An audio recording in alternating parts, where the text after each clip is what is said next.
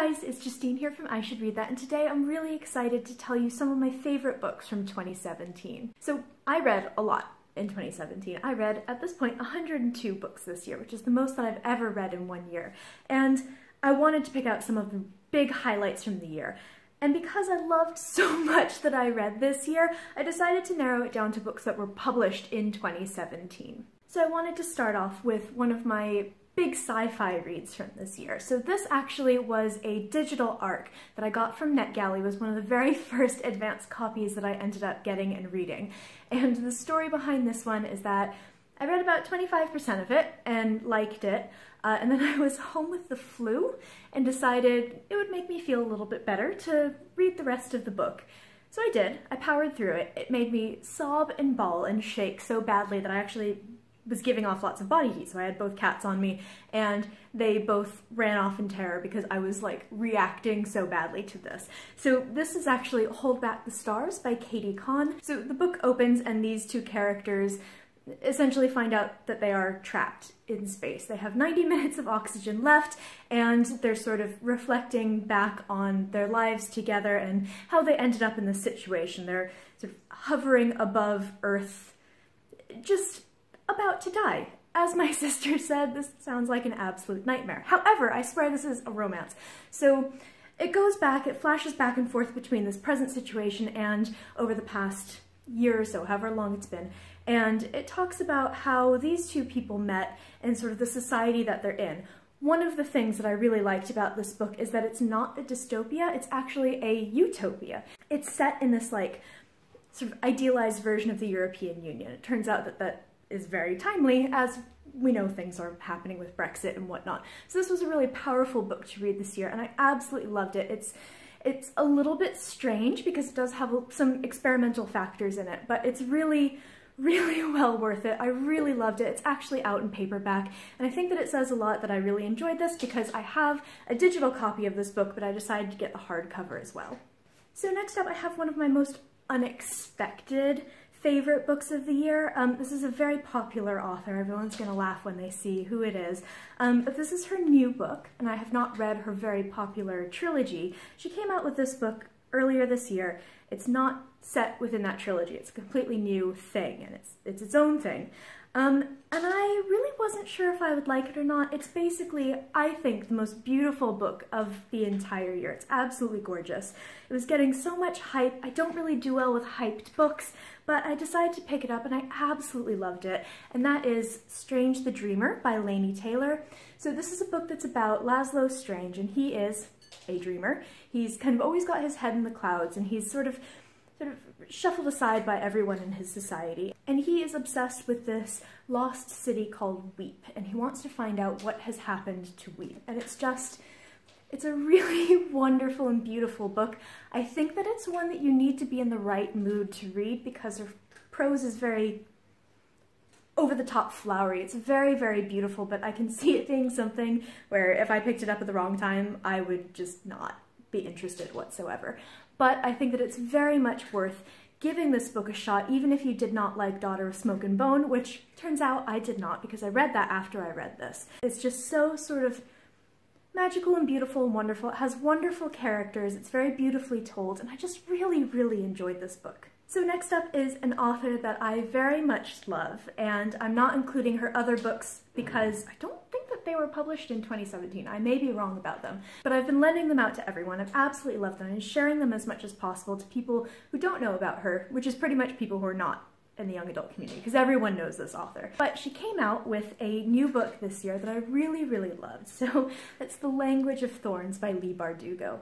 So Leigh Bardugo had written a trilogy set in this particular universe, the Grisha trilogy. Then she wrote sort of almost like a spin-off, same world, almost completely different cast of characters, which is the Six of Crows duology. It's just 2 books. And I loved the Six of Crows duology. I really didn't like the Grisha trilogy. But The Language of Thorns is almost like a companion novel to those 2 series. So what she does in this particular book is that she takes fairy tales that we know, so like Hansel and Gretel or Beauty and the Beast, and she takes them puts them into the Grisha universe, and she sort of makes them into the fairy tales you could very much believe her very strong heroines would have read and would have listened to when they were little. And I just thought it was so incredibly well done. I thought that each story was really beautifully done on its own. They all stand up as very, very strong tales. One of them is a fable, one of them is the Nutcracker. As I said, Hansel and Gretel and Beauty and the Beast. You really get the familiarity, but they feel like something completely new.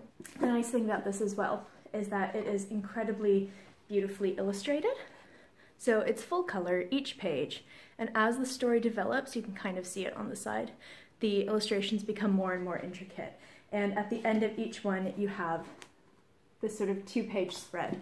And it's a beautiful book. I would highly recommend getting it in the hardcover or paperback when it comes out rather than the ebook, just because I think it's just such a gorgeous, gorgeous book. So I'm cheating slightly with the next one because this author is actually long since dead. However, he's had sort of a big resurgence this year, although he never really went away, because of a new film adaptation and a television adaptation here in the UK. So both of these editions are older works, but they were put out in 2017. So that is Electric Dreams by Philip K. Dick and Do Androids Dream of Electric Sheep by Philip K. Dick. So again, kind of cheating with these ones, but Electric Dreams, I believe, is the first time that these particular stories have ever been put together, and these are the stories that were adapted for Channel 4's Electric Dreams. So if you watch the show, you can read the stories. The nice thing about this particular edition is that someone who worked on the show, usually a producer or a writer, has an introduction to each story that they worked on. So you can kind of see the influence that these stories had, even though they are much older, they still have this huge impact on people today, and it was really cool to read those. I'm sure you can tell by the cover that Do Androids Dream of Electric Sheep was the major influence for the film Blade Runner. So Blade Runner 2049, I think, came out this year. I haven't actually seen it yet, but I ended up getting a copy of this, and I had tried to read it a couple of years ago when I was just not into science fiction whatsoever. I just felt like I had to read it, and I hated it. I really did not get very far. Now that I'm much more of a sci-fi reader, I gave it a chance, and I absolutely loved it. I can't believe that I didn't read it earlier. It's just such a insightful, dark, sort of horrific story that's just, you can see why it is such a hugely influential story that became such a hugely influential movie. I really, really love this, and he has become kind of author of the year for me. I had never read any of his stuff before, and now I am just buying up editions of his books left and right.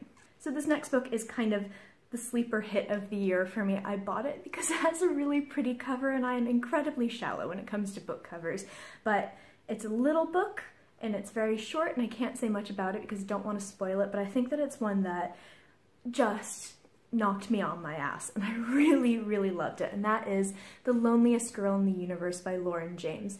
So this book it's a young adult science fiction book. It's about a girl named Romy Silvers, and she was born on a spaceship that is leaving Earth. It's going to go colonize, as humans tend to do in these books, and she's the only person who's still alive on this ship. Her parents were originally scientists on the ship. They're originally astronauts, and we don't know why, but no one is there anymore. So she has to run this ship on her own, and she is incredibly, incredibly lonely, especially as she gets further and further away from Earth, and communication begins to significantly slow down. So she has essentially a therapist appointed by NASA on Earth who sends her messages every day. So they're delayed by a year and a half, however long. And one day she finds out that there's another ship, a more technologically advanced ship, that is coming to her, and they are going to meet up at some point, and suddenly she's not going to be alone anymore. I thought that this book was astonishing. I absolutely loved it. Like, really, I very, very rarely get like a physical reaction from books, and I very much got a physical reaction from this book. I almost dropped it in the bathtub, actually.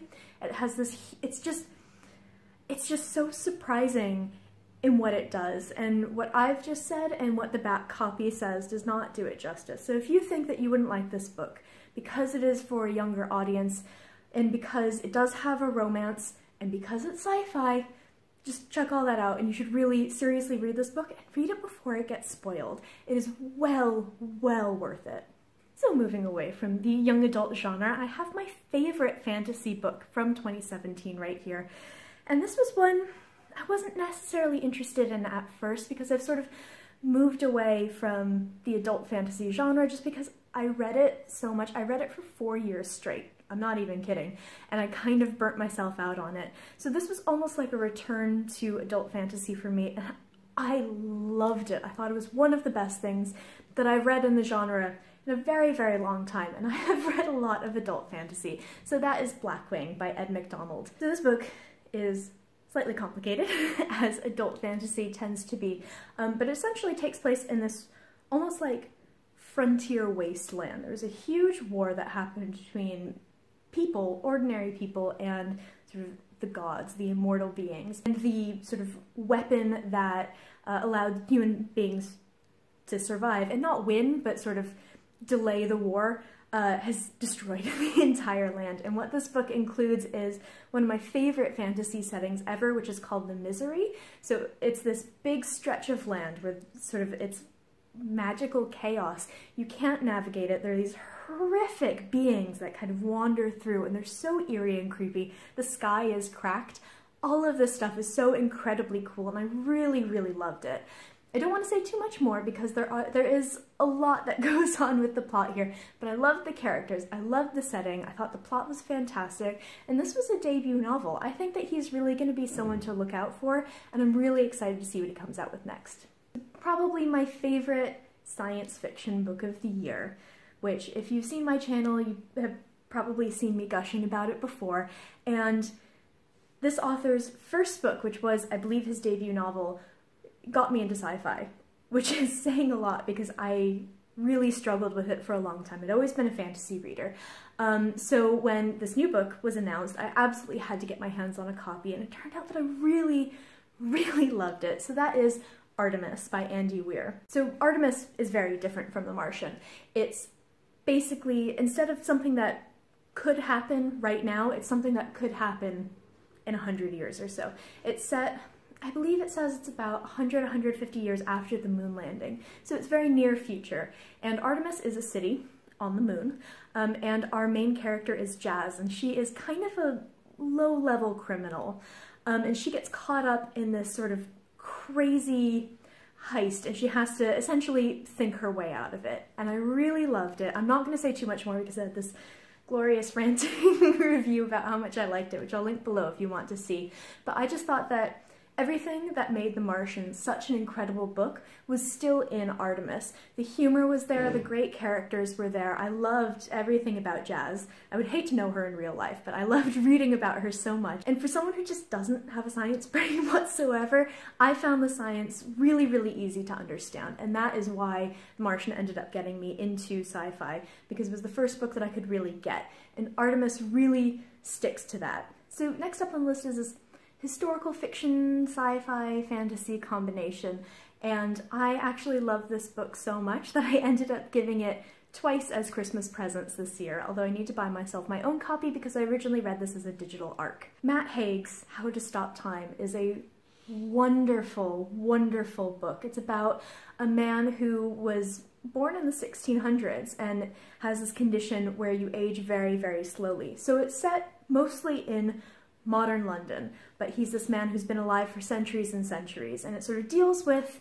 the realities of being immortal, essentially immortal, and the other people who have this condition as well, and it talks about his very, very tragic past, and it sort of flashes back and forth between modern times and sort of the things that have happened to him over the course of his very, very long life. I thought that it was just a wonderful, wonderful book.